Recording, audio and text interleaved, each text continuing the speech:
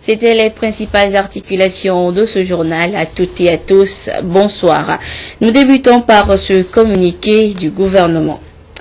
Il a été donné de constater que de faux sondages circulent depuis ce mercredi 22 avril 2015 sur les réseaux téléphoniques et Internet, donnant de prétendues tendances de l'élection présidentielle de la part d'un institut de sondage dont l'existence n'est pas établie.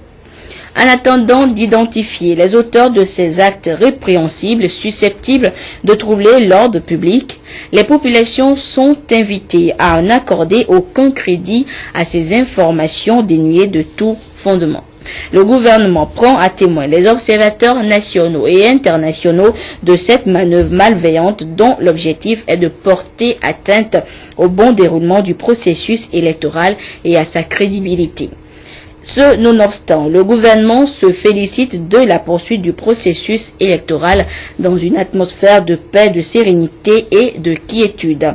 Il rassure l'opinion nationale et internationale que toutes les dispositions ont été prises pour le bon aboutissement de ce processus dans le calme, la sécurité et la transparence. Je vous le disais en titre, donc les forces armées togolaises étaient aux urnes ce matin, comme annoncé depuis plusieurs semaines par décret présidentiel.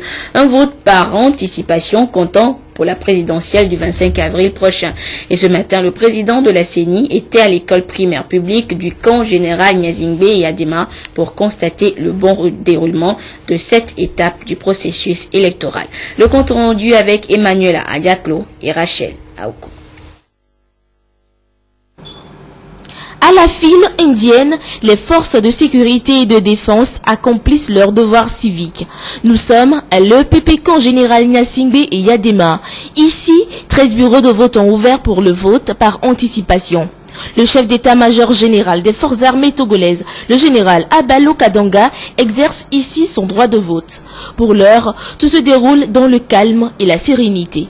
Et particulièrement, je suis très satisfait d'avoir accompli mon devoir civique, au même titre que mes camarades ici présents.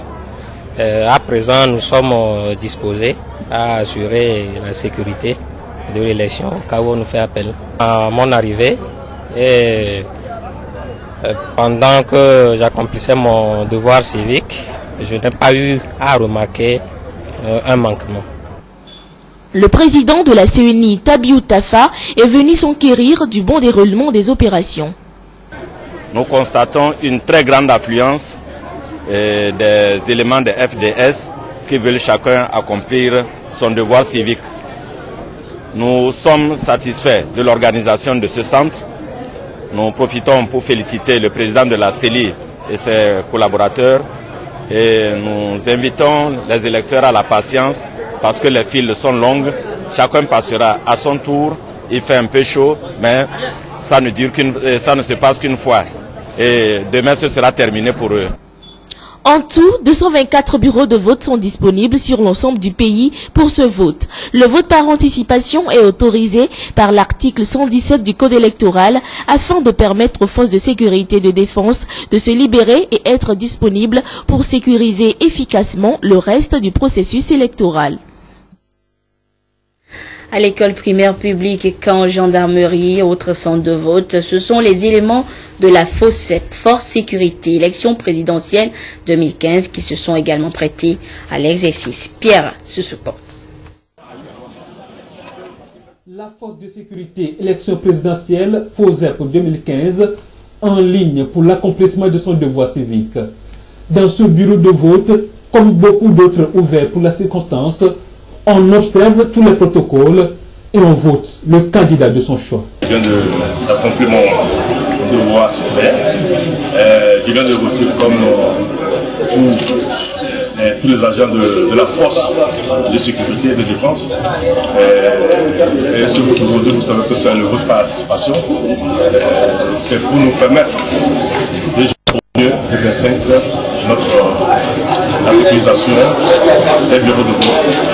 Et faire notre travail d'une façon plus simple et efficace. Comme prévu par le Code électoral, forces de sécurité et de défense ont respecté sur toute l'étendue du territoire national le vote par anticipation.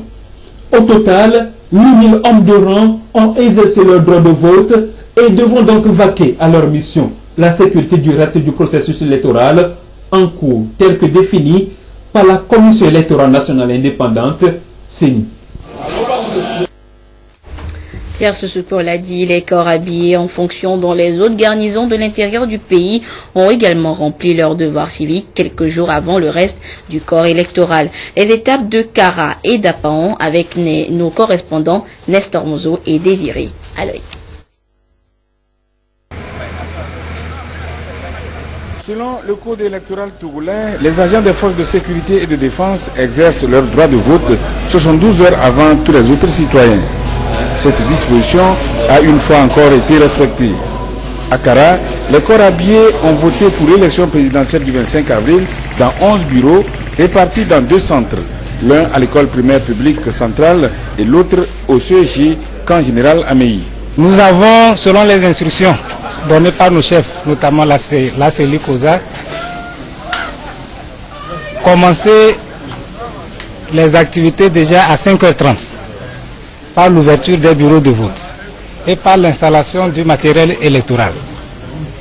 Et après toutes les autres activités connexes, nous avons effectivement commencé le vote à 7h. Depuis que nous avons commencé, il n'y a pas eu de rupture.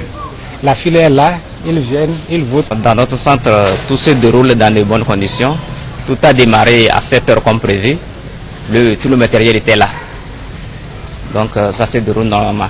Le président de la commission électorale locale indépendante, CELI COSA, a fait le tour des bureaux dans les 2 centres et par rapport au problème des délégués des candidats, il s'est montré rassurant. Ça a bien démarré. Je pense que ceux qui devaient être peut-être déployés comme membres de FOSEP, les forces de sécurité, ils ont commencé par voter ce matin et tout se passe bien dans l'ordre. Les délégués, ils vont arriver parce qu'ils ont pris les mandats qui ne nous sont pas retournés très vite. D'autres, on les a reçus hier, le temps de les signer, peut-être ils vont prendre le train en marche. Dans toute la région de la Kara, 25 bureaux ont été ouverts. Après avoir joui de ce droit de vote par anticipation, les forces de défense et de sécurité pourront mieux jouer leur rôle le 25 avril. Voici l'image du jour, une image à la une, le vote par anticipation des forces de sécurité et de l'ordre. Selon la loi établie, elles devront s'acquitter de ce devoir civique 72 heures avant le jour du scrutin. Que ce soit à l'école primaire publique du camp ou au 4e RI, elles étaient présentes pour voter. Nous, les membres du bureau, nous sommes arrivés ici à 5h30. Juste après ça, nous avons essayé de mettre le matériel et de placer les personnels, tout le monde à son poste. À 7h00 que nous avons commencé le vote. Le vote se déroule dans de bonnes conditions. Le représentant du pouvoir central de Thônes et les membres de la CENI ont fait le déplacement des centres pour constater l'effectivité du déroulement de ce vote par anticipation. Partout où je suis allé, j'ai vu des éléments de forces de défense et de sécurité dans les rangs en train d'exercer leur devoir civique. J'ai vu les observateurs. Je suis heureux de constater que le vote par anticipation se déroule très bien. Dans les 2 centres de vote dans le Thônes, les observateurs, autres acteurs du processus, étaient visibles dans l'exercice de leurs fonctions. Une autre étape du processus électoral qui va bientôt prendre fin dans quelques heures. Il s'agit de la campagne. En attendant le coup de sifflet final, les membres de la haute autorité de l'audiovisuel et de la communication font déjà le point de cette opération avec les journalistes. Constat de l'instance de régulation, mention honorable à tous les organes de presse. Dodoaré, Isidore Koubati. La presse togolaise dans son ensemble avait une mission bien définie à accomplir en cette période de la campagne électorale pour la présidentielle du 25 avril, celle de traiter de façon impartiale et en toute équité les activités des candidats en lice dans le respect des règles de déontologie et d'éthique. À quelques heures de la fermeture de la campagne électorale, l'instance de régulation des médias, la HAC, a convié ici la presse nationale et internationale et les les observateurs internationaux accrédités pour un débriefing. Globalement, nous avons quand même senti que la presse a bien joué son rôle. La presse a respecté les règles du jeu et a pu observer les principes d'équité, de pluralisme. Et je crois que de ce point de vue-là, nous pouvons féliciter toute la presse togolaise à ce sujet. Au-delà de cet aspect salutaire, la HAC est allée cette fois-ci plus loin en demandant à la presse d'observer scrupuleusement la période de silence au lendemain de la fermeture de la campagne électorale. La période de silence, c'est la période où les médias doivent observer tout simplement que la campagne est terminée et donc on ne doit plus diffuser un message ou quelque chose qui ressemble encore à une campagne déguisée qui se poursuit, et il faut donc tout simplement mettre fin à toutes les activités que les candidats ont pu justement organiser pendant la campagne. Pour les internationaux présents à cette rencontre, la presse doit maintenant faire preuve de grande prudence et beaucoup de professionnalisme. L'observation de certaines règles contribuera à la réussite d'un scrutin présidentiel équitable, transparent, démocratique et apaisé.